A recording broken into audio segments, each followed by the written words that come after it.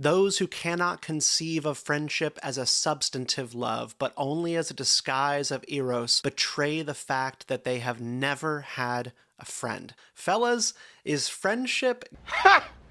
Gay! With June now behind us, some call it Pride, there was another fresh round of national conversation about LGBT representation in popular media, and I came across this nightmare. Frog and Toad, remember them? These books by Arnold Lobel, who was gay by the way, were among my favorites as a kid. My memories with these books aren't visceral, but they're more like fingerprints. I still feel the warmth of these stories. And it has a lot to do with the sincerity and simplicity of that friendship on those pages. But like so many other popular stories and friendships, people like to twist their meaning, and I'll tell you why they do this. Friends are fellow travelers. We recognize ourselves in them, and when friendships are healthy, we reveal ourselves and aren't punished for it. That's a very simple fact of most male and female relationships. There will always be some higher degree of scrutiny over the pairing, and in many cases, the friend zone or the failure of a romance to come about is taken as rejection or punishment. Men, like women, need space for relationships free of this factor, where none of this is taken into account. Friendship is about affection, but you hear it all the time. Sam and Frodo from Tolkien's Lord of the Rings is a perfect example. They must be gay. These two men couldn't possibly travel Middle-earth together, sacrificing life and limb, comfort and safety for anything other than sexual attraction. And my God, the eye contact when they speak to one another and cry in their shared suffering. The word toxic gets quite abused, but it's actually so toxic to suggest this. And it comes from the very people who complain the loudest about straight men's emotionally withholding nature. Men should cry more. Why can't they share their feelings? But if they do,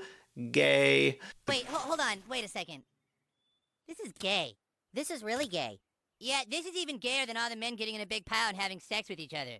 Okay, sorry, my bad. Everyone back in the pile. Back in the pile, everyone! We're going back to the pile. C.S. Lewis, a warm friend of J.R.R. Tolkien for a time, wrote about this in explicit terms in his book, The Four Loves: Affection, Friendship, Eros, and Charity, which lays out a vision of masculine friendship in chapter 2. In it, he starts off, it has actually become necessary in our time to rebut the theory that every firm, serious friendship is really homosexual. It applies perfectly to Frog and Toad and also to Sam and Frodo when Lewis quips, "It cannot be proved, and it cannot be refuted." This chapter is some of C.S. Lewis's most fiery and clearly agitated writing. The very lack of evidence is thus treated as evidence. The absence of smoke proves the fire is only carefully hidden. If there was an invisible cat in the chair, it would look empty, but the chair does look empty, therefore there's an invisible cat in it. There are so many great male friendships in literature and TV. Sherlock and Watson, Corey and Sean from Boy Meets World, Arnold and Gerald, Jon Snow and Sam Tarley, Jay and Silent Bob, Turk and JD from Scrubs. There's nothing gay about it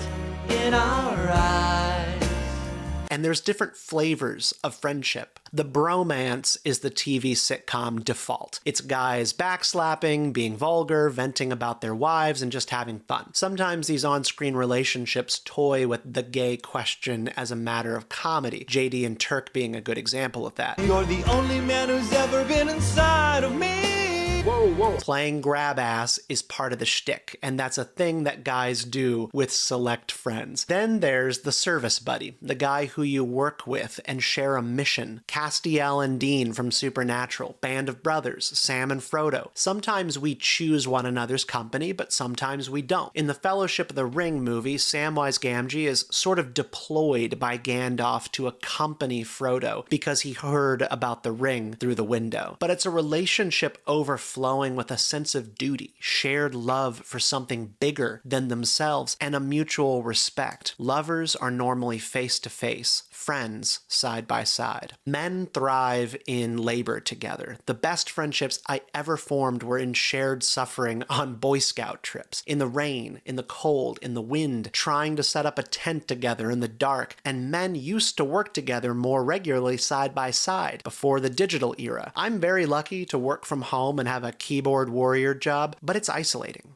I imagine many of you out there experience the same thing. I hated my cubicle job in my 20s, but I loved the presence of my cubicle mate, Dave, and his Star Wars bobbleheads and daily jokes about Grand Admiral Thrawn. There was a camaraderie and a kind of bromance that it was kind of surface level, but like the warmth of a fire, you can feel it most sharply when it's no longer in your life. Men are, in fact, dealing with a crisis of loneliness in the modern world. The culture changed, but so did the economy, which has elevated the skills of loner types and diminished the contributions of men eager to work side by side toward building something or destroying things. The pleasure in cooperation, in talking shop, in the mutual respect and understanding of men who daily see one another tested is biologically valuable. One of the key features of worthwhile friendships is that the circle expands to include others. C.S. Lewis wrote that the opening line of a friendship is, "What? You too? I thought I was the only one." Things begin in a shared love for something and grow from there. For C.S. Lewis and J.R.R. Tolkien, they were opponents at Oxford on a matter regarding the English language curriculum, but they found out that they were both obsessed over Icelandic myth and language, and so they formed a club around it called the Coal-Biters. No one is going to find a friend based purely on selfish motivation like ending their loneliness. It has to begin with a passion and an interest in other people. Men do want to work together and feel like they're part of something.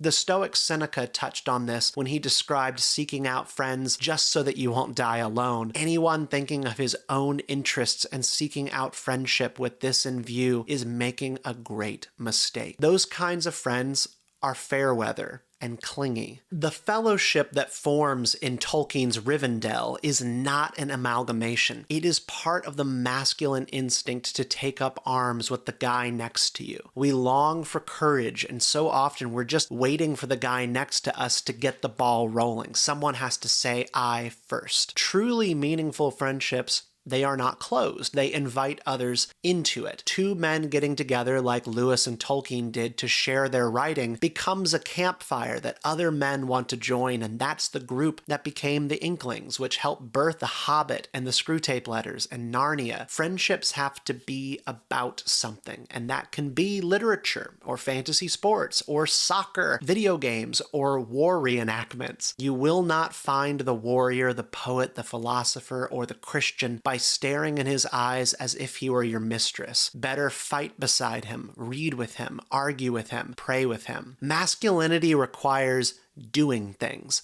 It's not just setting things right or bringing order to chaos. It involves saying yes when you might want to say no to your kids, to your wife, to your community, to the guy at work who wants to hang out on Friday when you're tired. When you get locked into despair and saying no and you retreat into yourself, there's nothing there. The world becomes worse off and you need to be a part of it. Men have to be willing to get hurt and to be challenged. I think a lot about strained friendships like that of Boromir and Aragorn, or Bucky and Captain America, even 007 and 006 before the events of GoldenEye. They're people in tension with one another. They fight, but they're passionate. They care about things. John Adams and Thomas Jefferson, America's most explosive frenemy relationship, was so warm and so affectionate at one time, and so wounded because these men wanted to build a country, but they couldn't agree on the details. They loved one another because in that friend, in that rival, was someone else who cared. That's what I want. I want people in my life who give a damn and want to talk about it. Men are not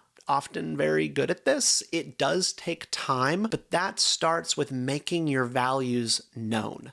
It gives somebody else the opportunity to reciprocate. You have to open the door so someone can walk through it. And guys, that relationship might end up looking a lot like Frog and Toad or Sam and Frodo. There will be hugs, backslaps, eye contact, tears, anger, and quiet coexistence. You can sit around and play video games, do nothing, or go out on an adventure. You share one another's company. Now, why does the culture try to corrupt and deride friendship? One of C.S. Lewis's most bold claims in The Four Loves about this is that friendships are a threat to power and collectivist tyranny. When you form a clique, It discriminates and sets up walls around it about who is a good fit and who isn't. It's selective and values-based, and those values can be bad or they can be good. And what he feared most was sort of a quasi-communist world in which all men are companions, but none are friends, which is to say they are forced into one another's company. Nobody chooses it. Friendship is a miniature rebellion against larger groups and power structures. And I think deep, affectionate, and values-driven male friendships are in fact threatening to some people. So be a bug in the system. Build friendships. And that starts with putting your values out there and purpose for people to see. Let's get it done. Thanks for watching Geeky Stoics. I'm Steven. You can find out more about what we do over at geekystoics.com.